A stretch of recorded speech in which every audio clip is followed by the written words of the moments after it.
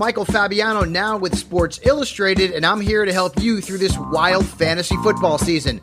To win in fantasy, you need player rankings you can trust, and ours have received the top 5 accuracy award over the last 3 seasons. Sign up for the all-new SI Fantasy Plus at si.com/fantasy.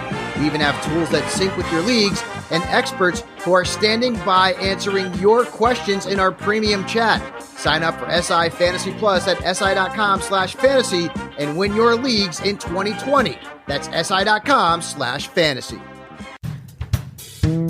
Today's podcast is brought to you by Blue Canary. The bird has landed on beautiful Bainbridge Island, conveniently located at 499 Madison Avenue. ASE Master Technician Clint Ramsey brings over 15 years of experience, award-winning diagnostic skill, and a desire to reinvent the automotive repair experience. Schedule an appointment online at bluecanary.biz or call them today at 206-451-4220.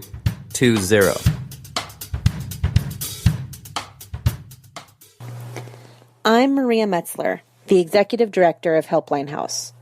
The global pandemic has affected us all differently.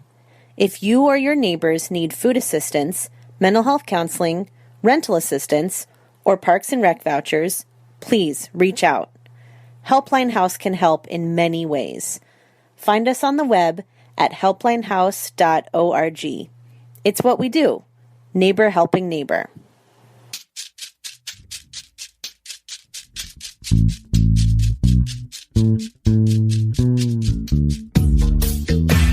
I got something for your mind, body, and soul.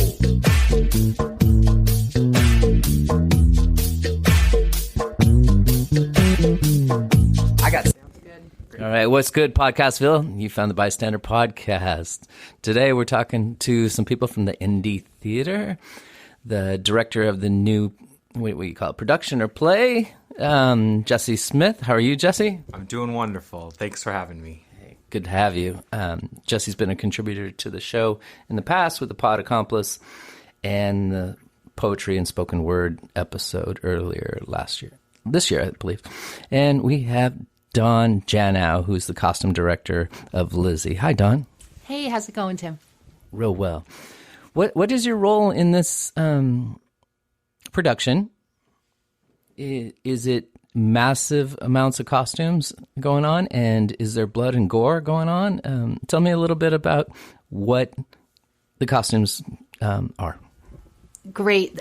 First of all, I have to say, I just want to thank Jessie and Indy for this opportunity. This has been a show that we had to delay it for COVID, and I was so excited to costume it when we first started it. So this show sort of has it all. It's got some period pieces, and they become completely undone by the end and end up in leather and lace, and it becomes a whole rock and roll show. But I can just say I've just had a blast, and the performers we have been just a joy to work with. And is this a 4-person play? It's a four-person play. So how many costumes does this play take? Oh boy, thereabouts. It's about probably 50. Wow. Probably 50 costumes. Yeah. That is nuts. Yeah, probably about that. And it's there in various degrees. And so it was really fun for the period pieces, for the olders. There's been a lot of building, a lot of construction, and so I've had a lot of fun kind of working with the actors and their characters to kind of get them right and help move the story along, at least visually. Now, Jessie, is this a period piece from the early 1900s that kind of evolves into modern day? Tell me a little bit about the story. So the story of Lizzie Borden is one of the first trials of the century that have ever been covered in America. This was a hot trial about a upper-class family in Massachusetts who there were 2 axe murders that happened, and the main suspect was the victim's daughter and stepdaughter, Lizzie Borden. Lizzie has become a American icon, and I would say an American legend. She's folklore at this point, and the story focuses on that case, but is a complete reimagining, and it's a retelling in a rock opera sense. This has become... it's a piece of fiction, so we blend both period piece and the riot girl punk aesthetics of the 1990s and 1980s into the 1890s. How does that translate? Very well, I promise. And I can say costuming, I think these 4 actors are... people can identify with each one of them in a different way. And so I think that they become iconic, and they each have their own personalities, but their personalities, they're not necessarily archetypes, but they're for women who find themselves in situations that many women find themselves in throughout generations, which has been why you'll see different, at least in terms of costumes, it's really, really fluid. So the audience won't be jarred, I don't think, moving from an 18th century costume into leather shorts. To frame this as a period piece would be to it's to reduce it to what it's not. Yeah. It's not just a period piece at all. This story happened in the 1800s. This play does not. Was there punk rock in 1800s? I imagine so. Yes, I imagine so. There were bloody axes. Yeah, absolutely. Absolutely. So tell me a little bit about the myth of this murder. Well, I promise you we don't have enough time, but this is one of the most fascinating cases in American case law history. This trial has been retried in American law schools since the 1890s after this happened. Every single time, they have found Lizzie Borden not guilty. Let me take that again. Almost every time, they have found Lizzie Borden not guilty. There simply isn't enough evidence to prove that she did it. However, her legacy is an axe-wielding, patricidal maniac. This play in particular tries to re-spin that narrative into what would cause somebody in these conditions to murder. And I think we come up with a very compelling answer. Don, how did you get involved in this? I'm not sure. I've been costuming for quite some time, and this particular show, it was so powerful, and one that I've always wanted to do. And so when they asked, I was just excited, really, really excited to take it on. And so that's how I got involved. Can I jump in there too? I would say that I've worked with Dawn in the past, and it wasn't even close. There wasn't a question of who I wanted as costume designer. I wanted Dawn to costume this show. Very cool. Have either of you seen this production elsewhere? I have seen this show every single time it's been in the Pacific Northwest. And has it arrived downtown, Fifth Avenue, or where? It had one of its first incarnations as a reading in the Village Theatre in Issaquah's reading of new musicals. They have a festival every year in which they produce new musicals, and this is one. And I saw it opening night, and I came back every single night to see it. Was that good? It was that good, yes. Is it anywhere near Rocky Horror Picture-esque? No. No. Not even close. No, it's not camp. It's fun. There are guitars in the band. This isn't Rocky Horror though. No. So how's that going to work? You have 4 actresses, all female, correct? Yes. And then are you going to have a musical composition behind it or added to it, or are those players going to play music as well? Yes, there's a 6-piece rock band led by music director Chris DiStefano. Every night there'll be a live band, there'll be live singing. It's a full rock show every single night. Sounds exciting. You have 2 showings, correct? Or are you going...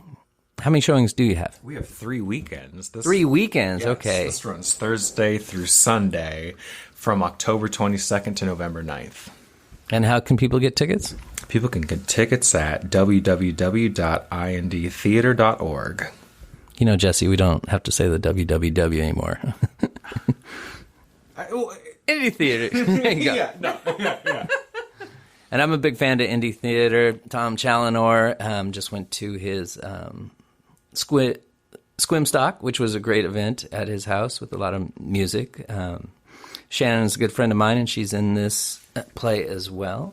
So I'm really excited. And we are backstage at... Rolling Bay Hall. Yes, and this is the old spacecraft. What was spacecraft exactly? No idea? It took many forms, and I couldn't speak to it, except it was a place that people played music in and people came to see that. But spacecraft hasn't been around for that's before about my time. 4 or 5 years. Yeah. The only other time I remember being in here, there was like an 80s throwback dance. Yeah. This is going to be my 4th or 5th show in this space, and I have to say, I think it's a fantastic venue. It's small, it's intimate. You are going to see stuff, and you will be affected by whatever you come and see here, because it's not immersive, but you are in an immersive situation because of the small scale size, and I know many of the performers really enjoy performing here because there is this immediate relationship with the audience. Yeah, they're right on top of the play. It's pretty cool. We have some great theater venues here on the island that we're very blessed to be at. I have recorded music upstairs in the Island Music Guild, and this is a space that now I've had the full tour. It is greatly underused, and I would put a shout out to everybody out there if you're hosting an event that Rolling Bay Hall is a great location. And it's Weave Presents is the people that you are interested in looking at. And Weave is an acronym, correct? Yes, and I'm not exactly sure what that acronym is. It's not an acronym? No, it is. It is. I just don't know what it is. I was like, I don't know. Weave, but again... Google that stuff. Or DuckDuckGo. Weave is about... And again, I may get this wrong, but about weaving cultures and generations and people together. So this space is about bringing all those groups together and providing an opportunity for a lot of what we don't necessarily get to see on Bainbridge here to this Rolling Bay space. Yes, there's a lot of great cultural groups on the island. I just need to get out of the acronym world. I don't know what things stand for. You know, whatever happened to it, it's Jessie Smith's place. You know, pretty straightforward. Yeah. In the future, we'll see. All right. Jessie, before we go real quick, can you tell me a little bit about the actresses that you have selected for this play? Absolutely. We have Rachel Noel James playing Lizzie Borden. We have Jessica Lowe playing her sister, Emma Borden. We have Shannon Dowling playing Bridget Sullivan, the maid. And we have Justine Stillwell playing Alice Russell, Lizzie's closest confidant.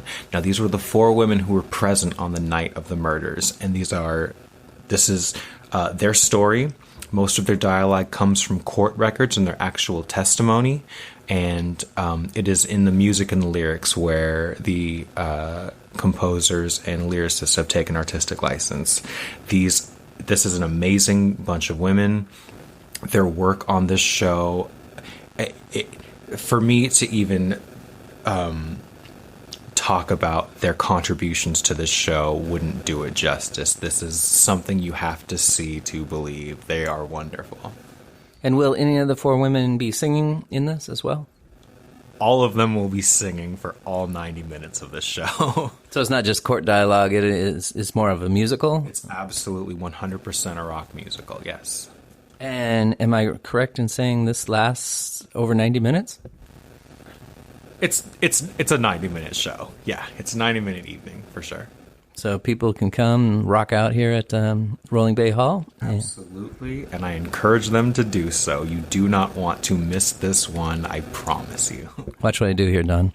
And where can people get tickets again, Jessie?